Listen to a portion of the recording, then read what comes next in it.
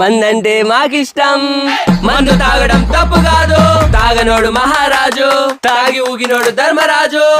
మందంటే మాకిష్టం, మేమంటే మందుకిష్టం.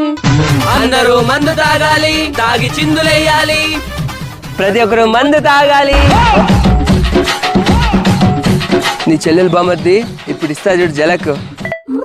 Hello hello hello బావా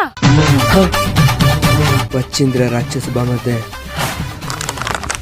అన్నయ్య నువ్వే మందు బాటలు తీసుకొచ్చావంట.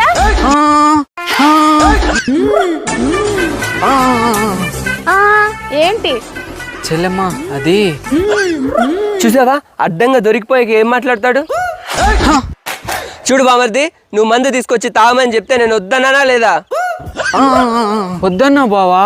చూసావా నేను మందు తాగడం నీ చెల్లికి ఇష్టం లేదని చెప్పాను లేదా?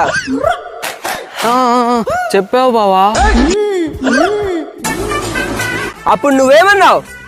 నేనేమన్నా బావా? నువ్వు మందు తాగాల్సిందే బావా, లేకుంటే నా మీద ఒట్టే అని ఒట్టేసుకున్నావా లేదా?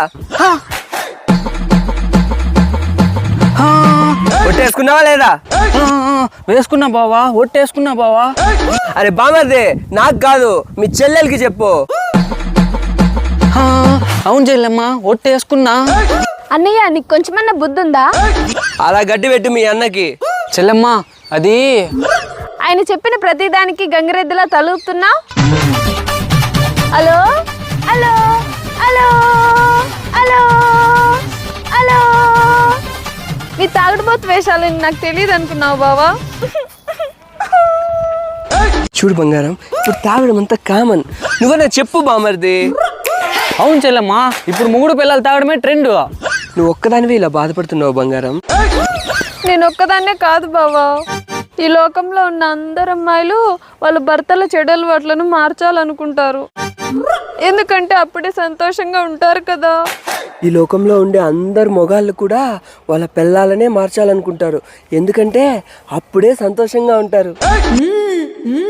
ఏదో పెగ్గేసి కాస్త తిని హాయిగా పడుకుందాం అనుకుంటే మహా తల్లి రాక్షసి మందు పడేసి కథలు చెప్తోంది.